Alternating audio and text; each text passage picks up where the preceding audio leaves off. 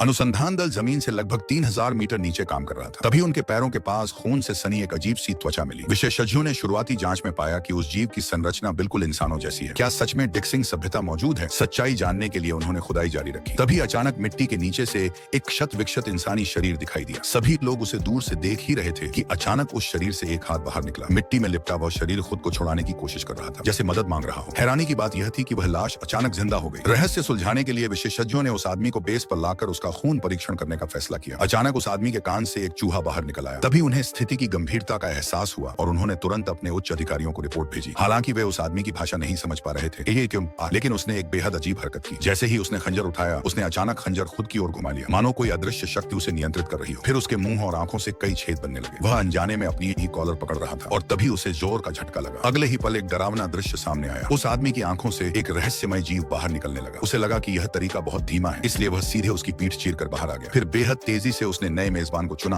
और सीधे उसके मुंह में घुस गया। आदमी का चेहरा घिनौनी तरह से अपने ही मुंह से चिपक गया। अपने साथियों को शक न हो, इसलिए उसने सब कुछ सामान्य बताने की कोशिश की। किसी को समझ नहीं आया कि जिंदा शरीर अचानक फिर से सामान्य कैसे हो गया। वेई ने भी सच्चाई छुपाने के लिए कहा कि उसे कुछ नहीं पता। लेकिन जब वेई वापस डॉर्मेट्री पहुंचा तो उसका स्वभाव अचानक हिंसक हो गया। उसने अपनी कलाई तोड़ ली और अपने रूममेट पर हमला कर दिया। लेकिन उसका रूममेट ज्यादा घायल नहीं हुआ। तभी वह फिर गिर पड़ा। वह रहस्यमय जीव वेई की पैंट से बाहर निकल आया और उसके रूममेट को जकड़कर उत्तर पश्चिम की ओर ले गया। वेई अपने रूममेट को एक सुनसान जगह पर दफनाने ले गया। इसी बीच दो गुस्साए सहकर्मी वहां पहुंच गए। जब उनमें से एक ने वेई पर बंदूक तानी तो ड्राइवर ने महसूस किया कि वहां कोई और भी छिपा हुआ है। वह अपने साथी को रोकना चाहता था, लेकिन अचानक गोली चल गई और उस आदमी ने खुद को ही मार लिया। उसी समय ड्राइवर ने वेई के मुंह में घूमते उस राक्षसी जीव को देख लिया। उसने तुरंत बंदूक तान दी, लेकिन अगले ही पल वह जीव खुद को ड्राइवर के सामने बलिदान कर देता है। आखिर यह किस तरह का राक्षस था? विशेषज्ञों की जांच में पता चला कि यह एक वास्तविक जीव है जो दूसरे प्राणियों के शरीर में रहकर जीवित रहता है। यह घोंघे जैसे जीव से मिलता जुलता है और इसके शरीर के बाहर जो झिल्ली होती है वह एक रहस्यमय भ्रूण होती है। जब उस आदमी ने अपने साथी से उसे मारने को कहा, तभी विशेषज्ञों को उस जीव की कमजोरी का पता चल गया। उन्होंने पानी का सहारा लेकर उसे बाहर निकालने की योजना बनाई। जैसा सोचा था वह जीव शरीर से बाहर निकल आया और नया शिकार ढूंढने लगा।